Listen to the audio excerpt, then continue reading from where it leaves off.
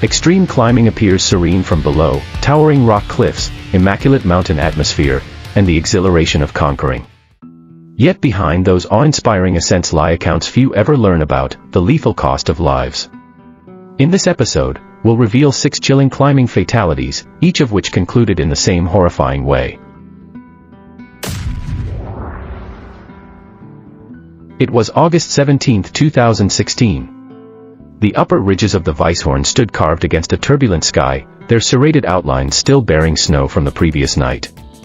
Below, clouds swirled upward, gradually reaching toward the summit slopes. What began as a carefully organized alpine crossing turned into seconds of catastrophic natural power. Johan Janssen, a 33-year-old land surveyor from Rotterdam, balanced on the knife-edge crest adjusting his mountaineering rucksack one last time. His mounting fascination with high alpine crossings had consumed his weekends for years, drawn by their remoteness and exposure. Friends remarked he never hurried and was always excessively prepared. Johan had invested months conditioning for this passage between the Weisshorn's twin ridges, a line seldom attempted and mostly unrecorded outside Swiss mountaineering groups. With him were 2 long-term friends from Utrecht, both recreational alpinists seasoned on snow and mixed lines. They had camped the prior night just under the summit, intending to finish the crossing at daybreak and descend before the forecasted afternoon storm cycle. Yet delays had hindered their morning, a lingering ice shelf and an incorrect route cost nearly an hour. By 10:30 a.m., they were barely over midway along the crest, a slim spine of loose rock with extreme drops on either flank. The atmosphere had shifted, bearing an unsettling heaviness. At 10:40 a.m., the first thunderclap boomed behind them. Johan was fronting across a jumble of sharp granite boulders when calamity erupted abruptly. A searing white bolt illuminated the crest as lightning found its mark. Johan's body frame jolted violently, convulsing before being hurled backward off the rock. The electrical surge tore through his equipment, blasting apart one climbing boot and scorching a black streak across his coat. He plunged 30 feet down onto a snow incline, motionless. His companions instantly scrambled over the perilous slope, one unclipped and slid over the ice to reach him first. His helmet had fractured in 2 halves from the crash, his face was slack, skin already cooling in the thin mountain atmosphere. They commenced CPR frantically but detected no pulse. His pack straps were burned, and his hair carried a faint scent of ozone. Within minutes, both men grasped that their friend was lost. They radioed for aid. A rescue chopper dispatched from Zermatt arrived inside an hour, guided by their signal. Medics confirmed cardiac arrest caused by a direct lightning hit. Johan's remains were hoisted out as storm clouds closed in above the ridge where he had perished. His cremation occurred 3 days later in Zermatt. Parents and siblings traveled from the Netherlands to bid farewell to the surveyor who had found his devotion in the highlands. As per his wishes, Johan's ashes were dispersed over the Weisshorn slopes at sunrise. The Swiss Alpine Club assessed the crossing route and installed discreet caution markers at both entry points about inadequate shelter and lightning danger. Escape routes were modified, and climbers were urged to bypass the ridge entirely if convective clouds appeared within a 10-kilometer span. It was October 1, 2016. The sun sank low beyond the Selkirk Mountains, throwing long shadows over the wooded slopes. Brittle leaves whispered softly as dusk settled upon a limestone cliff known among climbers as the Bowl. The day had assured nothing except triumph, blue skies, precise data, and a simple descent, until a lone slip transformed it into a calamity engraved in climbing lore for years ahead. Ellie Thomason Thompson, a 26-year-old postgraduate forestry scholar at Thompson Rivers University, stood at the base of her chosen route, tightening her harness one last time. Her weekdays were devoted to surveying plots and charting regrowth sites for her thesis on post-fire tree density in alpine ecosystems, but her evenings belonged to the rock. Her companion, Theo Spencer, was a fellow student and her climbing partner for 3 years. They shared a passion for the serene isolation of inland British Columbia, where untouched crags like the Bowl offered seclusion, steep limestone, and long, unbroken lines. They had trekked in that morning for field sampling and opted to conclude the day with a few climbs before sundown.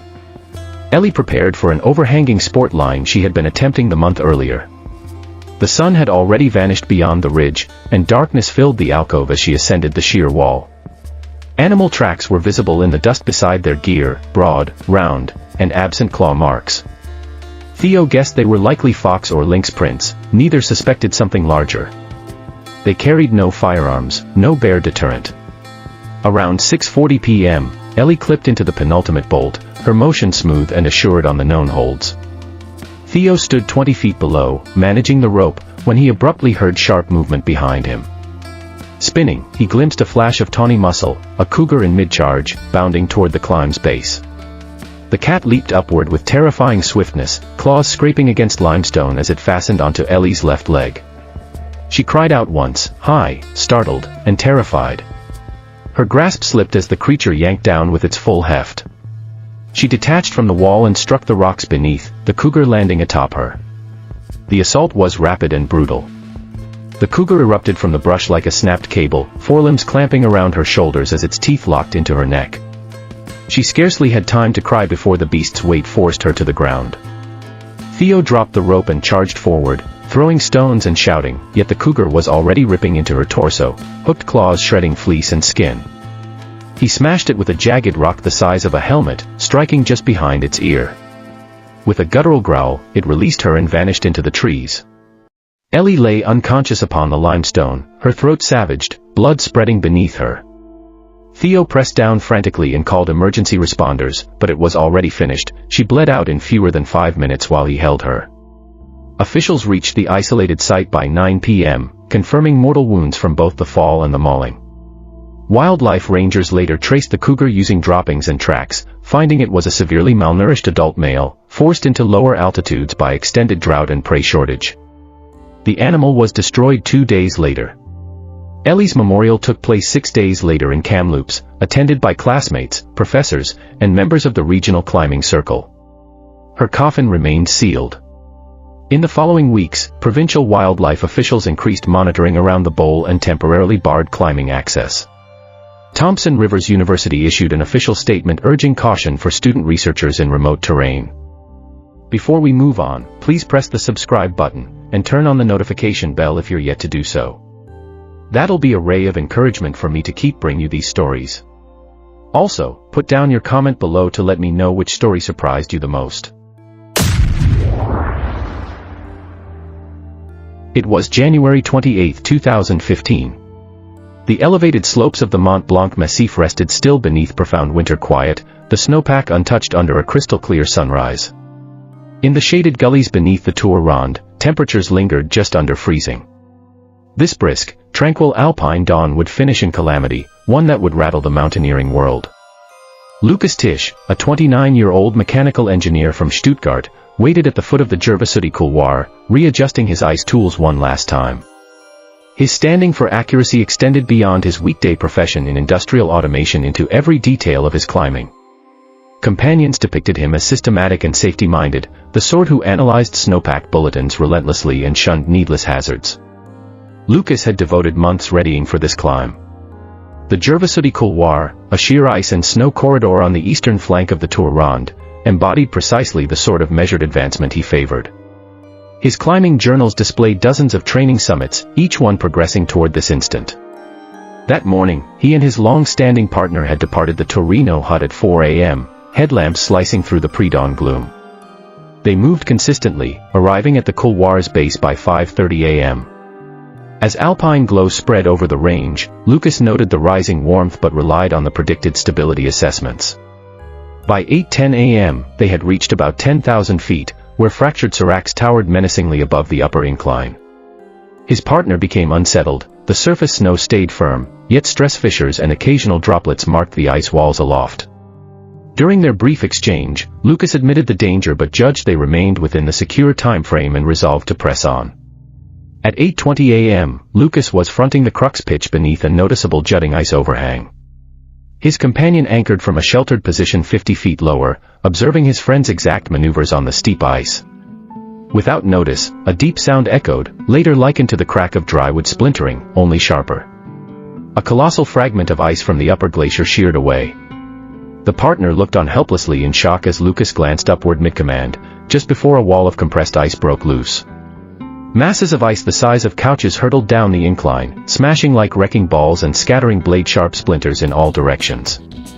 One slab hit Lucas squarely, bending him backward before he vanished under the torrent. For several drawn-out moments, the slope turned into a white haze of savagery, limbs, equipment, and blood disappearing into the turmoil. When the final block boomed to a halt, there was nothing where Lucas had been, only shattered crampons and a ripped fragment of harness jutting from the snow. His partner's cries rang through the valley as he radioed for assistance. Digging urgently with gloved fingers, he uncovered only a segment of climbing rope, neatly severed. The remainder of the slope lay buried beneath splintered ice boulders, some 12 feet thick. Rescue choppers reached the site within 90 minutes, yet the wreckage field proved too precarious for continued recovery. For a fortnight, snowfall masked every sign. During a thaw, or what is called ice warming, Lucas's helmet was spotted emerging from an exposed melt section. His remains were retrieved the following day, verified by dental records and climbing equipment. Lucas's memorial in Innsbruck was subdued and closed casket, attended by immediate family, longtime climbing comrades, and members of the local mountain rescue team. His ice tool and torn rucksack were placed beside the urn. The French Alpine Rescue Authority reacted by releasing updated winter advisories and closing several icefall lines after 9 a.m. It was May 6, 2015. The crimson rock spires of canyonlands glimmered under a pitiless sun, the sandstone emitting heat back into the motionless desert air. By mid-morning, the temperature had surged past 90 degrees, turning the island in the Sky District into an oven. It had been intended as another solitary climbing outing, but it would become a warning saga about the desert's concealed perils. Roberta Robbie Mendez, a 42-year-old secondary school science instructor from Flagstaff, Arizona, stood at the foot of Devil's Coffin, adjusting her compact hydration sack one last time. Robbie had logged over 50 desert towers, some during academic breaks. Her students regarded her as intense and unwavering, while climbing associates described her as thorough and resolute. Robbie had selected Devil's Coffin specifically for its remoteness. The 200-foot pillar contained a narrow chimney route, seldom attempted due to crumbling rock and awkward form. She had examined the contour maps thoroughly, marking water reserves and charting microclimate behaviors in her meticulous journals. That morning, mechanical mishap at camp delayed her departure until after 10 a.m., hours beyond schedule, yet she opted to go forward. A cluster of climbers on an adjacent wall observed Robbie entering the chimney with classical method, bracing her back against one side while pressing her feet on the opposite. She advanced steadily, flawlessly executed, as she managed the tightening gap. Everything appeared standard for the seasoned desert climber. By noon, the wall's temperature surpassed 100 degrees. Cole Hammond, climbing the neighboring structure, noticed Robbie had ceased moving. She was pinned between the constricting walls, her body frame twisted diagonally, arms quivering visibly from the oppressive heat. Hammond shouted across the chasm offering aid, but Robbie only nodded and attempted to reverse her stance. 2 minutes later, calamity struck. Her body spasmed, then stiffened. She was entirely trapped, unable to ascend or descend in the cramped chimney. The mix of intense heat, physical strain, and her awkward alignment had triggered heat exhaustion. Across the ensuing 45 minutes, Hammond and his group observed helplessly as Robbie fought desperately. She tried to free her arms, writhing and pulling, but her entrapment only deepened. Her helmet sagged sideways, her breaths becoming increasingly erratic. Ultimately, she collapsed, jammed immovably in position by her own weight. Hammond scrambled for cellular signal and contacted search and rescue.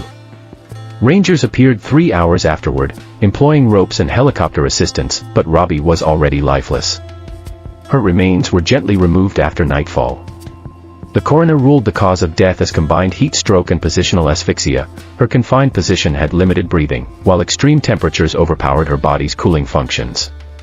Robbie's service in Flagstaff gathered over 200 people in the school gym. Former students shared stories about her enthusiasm for desert geology and fieldwork. The National Park Service reacted by installing caution placards at unmaintained chimney climbs across canyonlands. They initiated a trial system to monitor surrounding rock temperatures and urged solo climbers to avoid narrow formations after mid-morning in peak heat seasons. It was March 22, 2017. Arid morning wind drifted among the limestone spires of El Potrero Chico as the sun illuminated the canyon cliffs, a light breeze weaving through the foliage below. Overhead rose a colossal chimney, still and untouched. None had attempted provoking it for over a year. What began as a meticulously arranged climb would gradually collapse into a lethal entrapment within stone. James McKenna, a 38-year-old building contractor from New Orleans, stood at the base of La Boca del Diablo, adjusting his custom gear rack one final time. He was recognized in specialized climbing forums for his meticulous approach to wide cracks and squeeze chimneys throughout North America. This journey to northern Mexico had been months in preparation, aiming for the route's notorious fifth pitch, an 80-foot squeeze chimney so narrow that even average-sized climbers struggled to pass. James had traveled with Roberto Salinas, a Monterrey resident and occasional climbing partner, expressly for this test. They began early, starting their ascent at 9 a.m. James led the first 3 pitches without issue, though the broad sections exhausted him deeply. By pitch 4, his shirt adhered to his back, streaked with blood from split knuckles, and his breathing had grown heavy. When Roberto proposed changing leads, James refused. He had come for the chimney. At the foot of pitch 5, Roberto warned him about the handful of prior incidents involving entrapment in that portion. James merely nodded, triple-checking his rack, which contained several oversized cams and slings he produced by himself.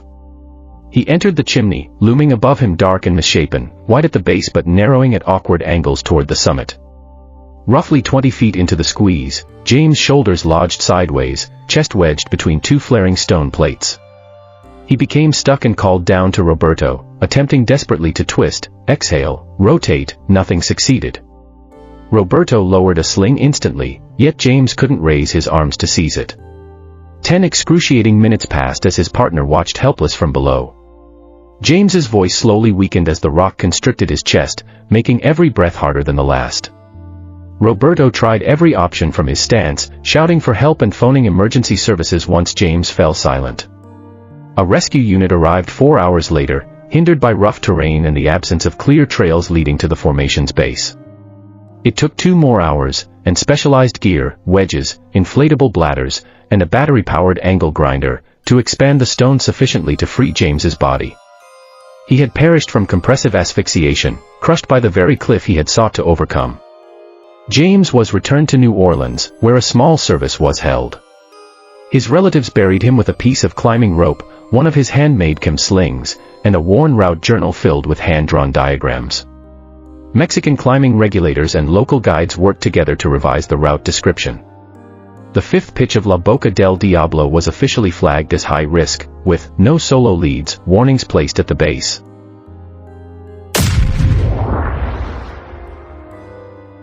It was July 19, 2018. Storm fronts gathered above the jagged limestone spires of the Dolomites as winds blew cold and cutting through the high corridors. Light reverberated oddly within the canyons beneath Cima Ovest, and the valley was already sinking into shadow. This summit push for Alessandra Bucci would conclude in a fraction of a second of neglected procedure. Alessandra, a 31-year-old trauma nurse from Parma, stood at the 3rd rappel point adjusting her belay device a final time.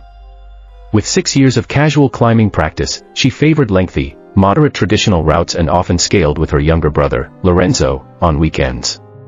Colleagues remembered her as deliberate and methodical, both in the hospital and on the rock.